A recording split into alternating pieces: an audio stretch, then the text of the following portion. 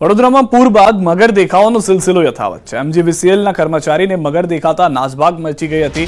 કર્મચારી faulty wire બદલવા કરી રહ્યા હતા કામગીરી। ચાલુ કામગીરી દરમિયાન મગર આવી ચડતા અફરાતફરી મચી ગઈ। વીજ કંપનીના 2 કર્મચારીઓ મગરને જોઈ ડરી ગયા। મગરના હુમલાથી બચવા વીજ કર્મીઓ થાંભલે ચડી ગયા હોવાની પણ ચર્ચા। સેવાભાવી સંસ્થાના કાર્યકરોએ 5 ફૂટ લાંબા મગરનું રેસ્ક્યુ કર્યું છે।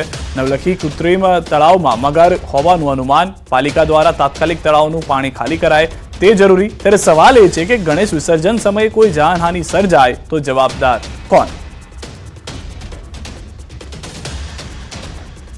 આ તરફ ઉપલેટાથી પણ સમાચાર। ઉપલેટાની મોજ નદીમાં દેખાયો મગર। સ્મશાન પાસે નદીમાં મગર દેખાતા સ્થાનિકોમાં ભય। મહાકાય મગર મોજ નદીમાં દેખાતા સ્થાનિકોએ ફોરેસ્ટ વિભાગને જાણ કરી છે। મોજ નદીમાં મહાકાય મગરનો વિડીયો સોશિયલ મીડિયામાં વાયરલ થયો છે।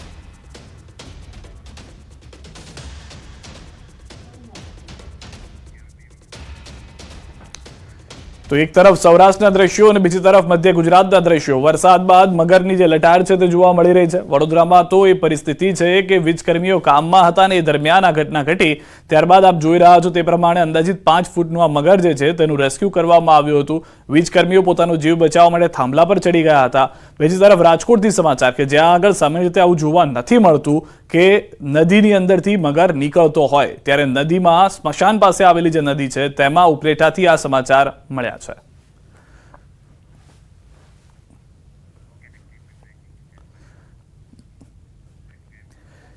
અને સમાચાર પર નજર કરીએ। પાલનપુરમાં ચડ્ડી બનિયાનધારી ગેંગનો આતંક જોવા મળી રહ્યો છે।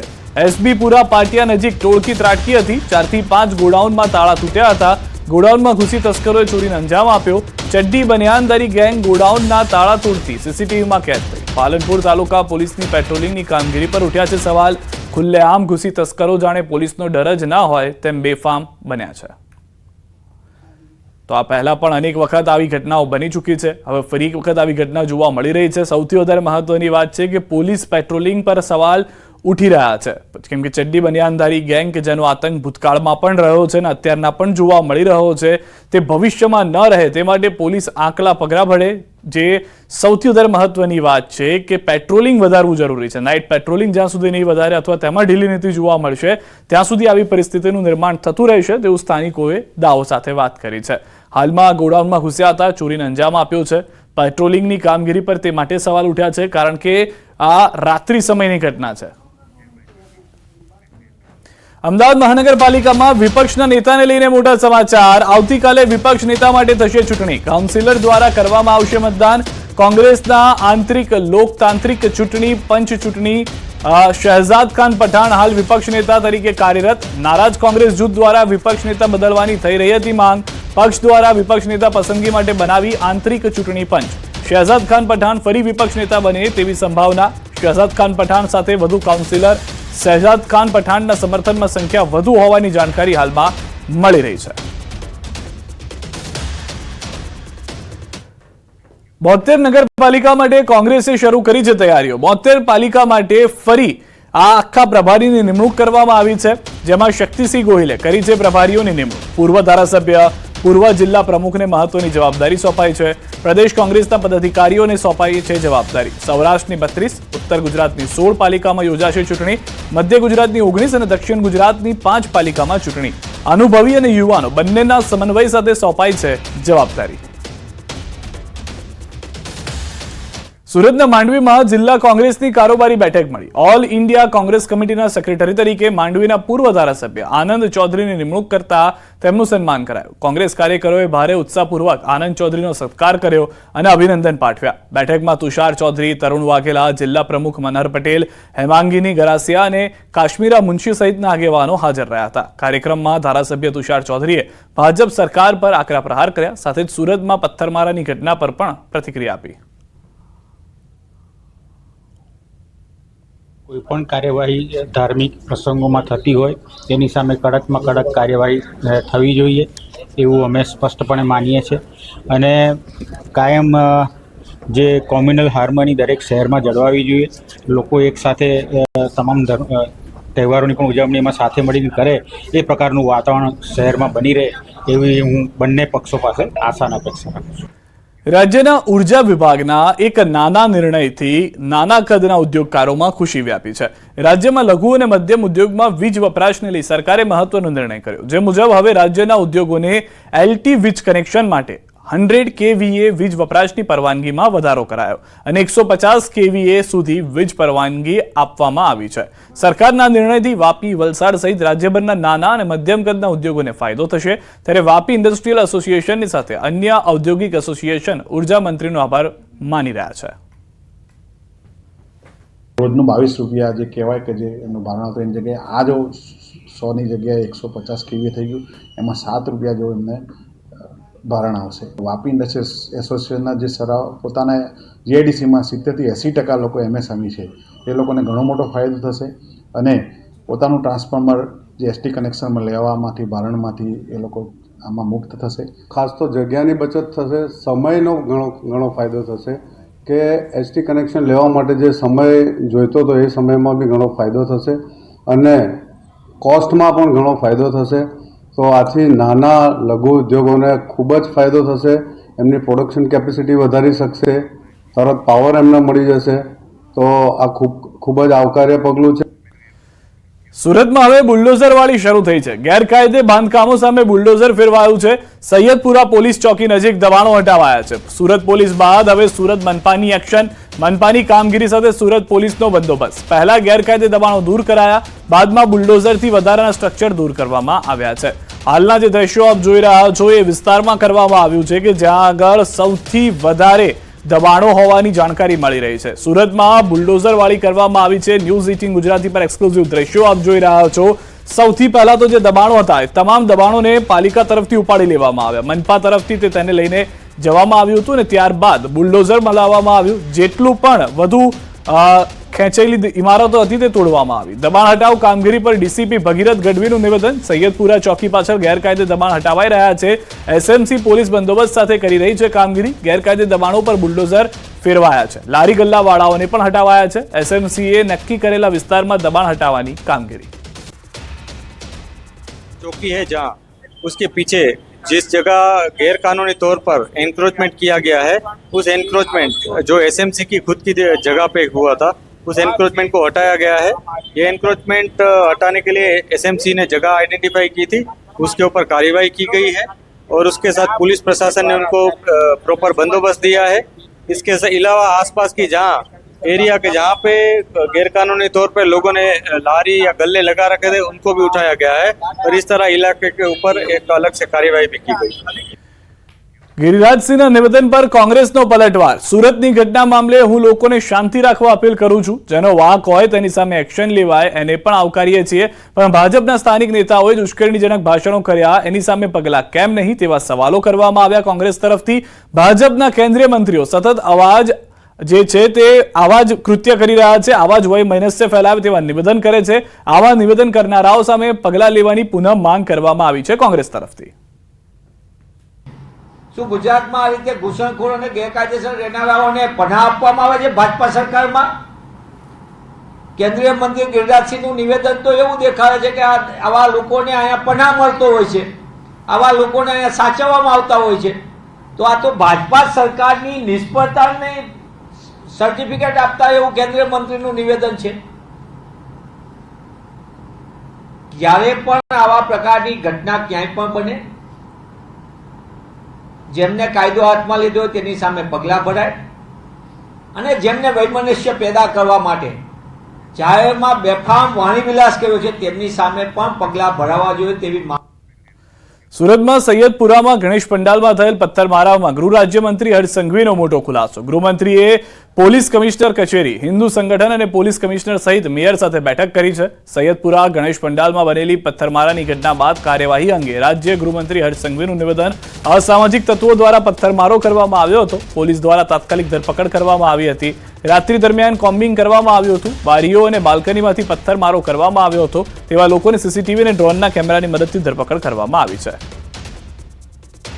સૈયદપુરા વિસ્તારમાં ગણપતિ પંડાલમાં કાલે અસામાજિક તત્વો દ્વારા જે પથ્થરમારો કરવામાં આવ્યો હતો, સૌ લોકોને પોલીસ દ્વારા તાત્કાલિક ધરપકડ કરવામાં આવી હતી। આ તરફ સૌથી વધારે મહત્વની વાત કે જે હર્ષ સંઘવી તરફથી પણ કહેવામાં આવી અને જે પરિસ્થિતિનું નિર્માણ પણ થયું હતું, પોલીસ તેને લઈને પગલાં ભરી રહી છે। તો સુરત અને ખેડાની ઘટના અંગે ડીજીપીએ પણ નિવેદન આપ્યું છે। તેઓએ પણ નિવેદન આપતા કહ્યું છે, વિકાસ સહાયની પ્રેસ કોન્ફરન્સ હતી જેમાં કહેવામાં આવ્યું છે કે સુરત અને જે ખેડાની ઘટનાઓ છે તેને લઈને પોલીસ કાર્યવાહી કરી રહી છે। વિકાસ સહાયે પ્રેસ કોન્ફરન્સમાં વાત કરી છે। આવતા દિવસોમાં રાજ્યમાં 16મીએ ઈદે મિલાદ અને 17મીએ ગણેશ વિસર્જનનો ઉત્સવ થશે। શાંતિથી ઉત્સવ સંપન્ન થાય તે માટે પોલીસ દ્વારા તૈયારીઓ કરી દેવાઈ છે। ગણેશ સ્થાપના અને ઈદે મિલાદને ધ્યાનમાં રાખી દરેક પોલીસ કમિશનર, જિલ્લા પોલીસ અધિક્ષક, જિલ્લા રેન્જ આઈજી સહિત અધિકારીઓ સાથે મીટિંગ કરી સૂચનાઓ આપવામાં આવી છે। ચાલુ વર્ષે 93,000 ગણેશજીની સ્થાપના થઈ છે, જેમાં 73,000 ગણેશજીનું વિસર્જન થશે। સ્થાનિક કક્ષાએ પણ શાંતિપૂર્ણ તહેવાર ઉજવાય તે માટે સૂચનાઓ આપી દેવામાં આવી છે।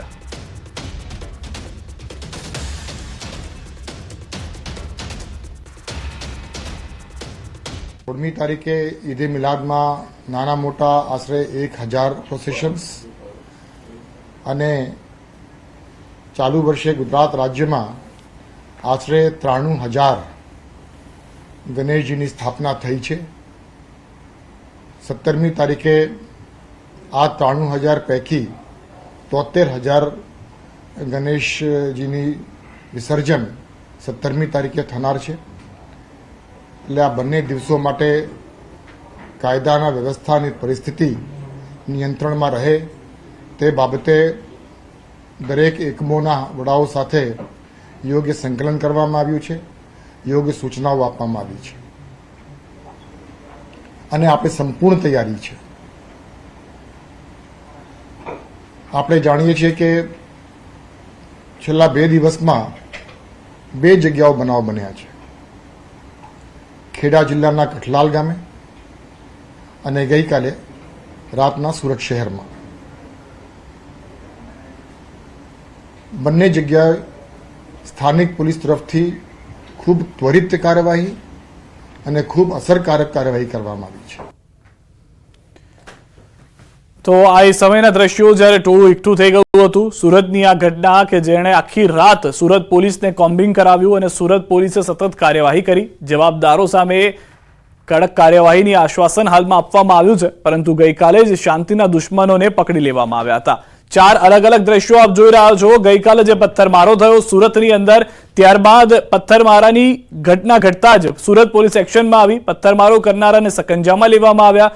ખુદ ગૃહ રાજ્યમંત્રી હર્ષ સંઘવી, કારણ કે સુરત શહેરથી તેઓ આવે છે, તેઓ જાણે છે કઈ રીતની પરિસ્થિતિ છે, તેઓ ખુદ પહોંચ્યા હતા અને એક્શનમાં આવતા નજરે પડ્યા। અને ત્યારબાદ આજે એસએમસીએ દાદાનું બુલડોઝર બહાર કાઢ્યું અને તેને પણ એવી સૈયદપુરા વિસ્તારની જગ્યાઓ કે જે પહેલેથી દબાણમાં હતી ત્યાં આગળ ફેરવવાનું શરૂ કરી દીધું। તો આ 4 ઘટનાઓ બની છે, જે એક ઘટનાના બાકીના રિએક્શન છે તે માનીને આપ ચાલો। જે પથ્થરમારો થયો ત્યારબાદ આ તમામ પરિસ્થિતિનું નિર્માણ થયું હતું। ત્યાં સુધી શાંતિપૂર્ણ માહોલમાં ગણેશજીના ઉત્સવને મનાવવામાં આવી રહ્યો હતો।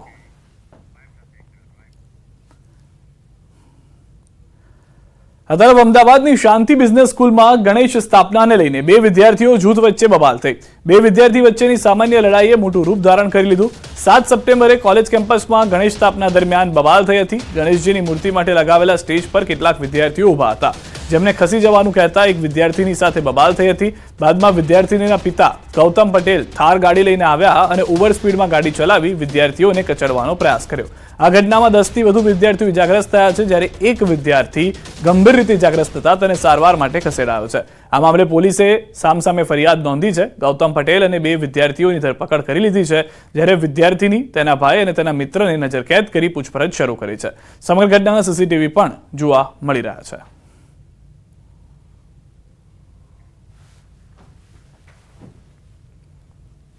એમની સાથે કોઈએ બોલાચાલી કરી હતી અને એ અનુસંધાને એ લોકોને અરેસ્ટ કરાવવા આવ્યા છે। પ્રાચીબેને પોતાના સાથે થયેલી બોલાચાલી અનુસંધાને કુનાલા ફેમિલી મેમ્બર્સને બોલાવ્યા હતા અને ઘટના સ્થળે આવ્યા હતા। તે દરમિયાન થાર ગાડી હતી, એનો ઉપયોગ કરીને જે ઊભેલી પબ્લિક હતી એની ઉપર થાર ગાડી ચડાવી દેવાનો આક્ષેપ છે અને એના કારણે કેટલાક લોકોને નાની મોટી ઈજા થઈ છે અને એ અનુસંધાને જે પબ્લિકના માણસો હતા તેમણે ગુસ્સે થઈને થાર ગાડી પર અંદર બેઠેલા લોકોને પણ માર મારેલો હોવાનો આક્ષેપ છે। અને સમાચારો પર નજર કરીએ। દર વર્ષની જેમ આ વર્ષે પણ અંબાજી જતા પગપાળા યાત્રીઓ માટે ભોજન પ્રસાદ માટેની સતત ધમધમી રહ્યા છે અનેક જગ્યાએ સેવા કાર્યક્રમ। અને જેને લઈને અમદાવાદ શહેરના માર્ગો પર ભજન, ભોજન અને ભક્તિનો ત્રિવેણી સંગમ જોવા મળી રહ્યો છે. શહેરના વસ્ત્રાલ વિસ્તારમાં આવેલી વૃંદાવન વિહાર સોસાયટીના લોકોએ પદયાત્રીઓ માટે સેવા કેમ્પ શરૂ કર્યો, જેનો લાભ દરરોજ 500 થી 600 લોકો લઈ રહ્યા છે. હું કરું છું કે આ તો બધું માતાજી જ કરાવે છે અને થાય છે, એટલે માતાની કૃપા હોય તો જ આ બધું થાય છે. લગભગ 500 થી 600 માણસ 500-600 માણસ જમે છે અને 5 દિવસ આપણે ચલાવીએ છીએ. સ્વયંસેવકો પાછલા 15 વર્ષથી સપોર્ટ કરીએ છીએ અને સેવા બી આપીએ છીએ અને અમને બી આનંદ થાય છે. 24 કલાક જમવાનું, દાળ, ભાત, શાક, પૂરી, મિષ્ટાન અને ચા નાસ્તાનો કેમ્પ રાખેલો છે. બોલ મારી અંબે જય જય અંબેના નાદ સાથે અમદાવાદના માર્ગો ગુંજી રહ્યા છે. અમદાવાદથી પદયાત્રીઓ છે તેની શરૂઆત થઈ ચૂકી છે. જેઓ અંબાજી પહોંચશે ભાદરવી પૂનમના મેળા પહેલા ખાસ કરીને પદયાત્રીઓની સંખ્યા મોટી સંખ્યામાં જોવા મળતી હોય છે. આપ જોઈ રહ્યા છો અમદાવાદથી જે પદયાત્રીઓ અંબાજી તરફ નીકળી ગયા છે તેમની માટે સેવા કેમ્પ પણ ધમધમી રહ્યા છે. સતત 24 કલાક માટે ખાસ કરીને વિશેષ પ્રકારે લંચ અને ડિનર એટલે કે બંને સમય પર જમણવાર કરવામાં આવે છે. પદયાત્રીઓ છે તેમને સેવા કરીને ખાસ કરીને પુણ્યનું ભાથું બંધાઈ રહ્યું છે. સેવા કેમ્પ છે અમદાવાદના વસ્ત્રાલ વિસ્તારની અંદર 5 થી 6 દિવસ આ સેવા કેમ્પ ચાલે છે. આપ જોઈ રહ્યા છો 18મી સપ્ટેમ્બરના રોજ ખાસ કરીને અંબાજી ખાતે મહામેળો યોજાશે. આ મહામેળો ભાદરવી પૂનમનો આ મહામેળો અને મહામેળાની શરૂઆત પહેલાં જ ખાસ કરીને અંબાજીથી અહીં અંબાજી પહોંચવા માટે અમદાવાદના તમામ લોકો છે તેઓ અહીંથી પહોંચશે. આપ જોઈ રહ્યા છો મોટી સંખ્યાની અંદર જે લોકો છે તે અંબાજી પહોંચવા માટે અમદાવાદથી નીકળી ચૂક્યા છે. કેમેરામેન ખેંગા રાઠોડ સાથે દીપિકા કુમાર, ન્યૂઝ 18 ગુજરાતી, અમદાવાદ. તો ભાદરવી પૂનમના મહામેળાને ગણતરીના દિવસો જ બાકી છે, જેને લઈને યાત્રિકોની સુવિધા માટે મેળાની સંપૂર્ણ વિગતો દર્શાવતી માર્ગદર્શિકા અને QR કોડ પ્રસિદ્ધ કરાયો છે, જે ગૂગલ મેપ્સ દ્વારા કોઈ પણ વ્યક્તિ તેના ઇચ્છિત સ્થાન પર જઈ અને સીધા પહોંચવા માટે કોડને સ્કેન કરી શકે છે. આ કોડ દ્વારા પાર્કિંગ, વિસામો, દર્શન સહિતની તમામ સગવડો વિશેની માહિતી પણ મળી રહેશે. આ ઉપરાંત ભાદરવી પૂનમના મેળા સંબંધિત યાત્રિક સુવિધા માર્ગદર્શિકા બ્રોશર પણ પ્રકાશિત કરવામાં આવ્યું છે.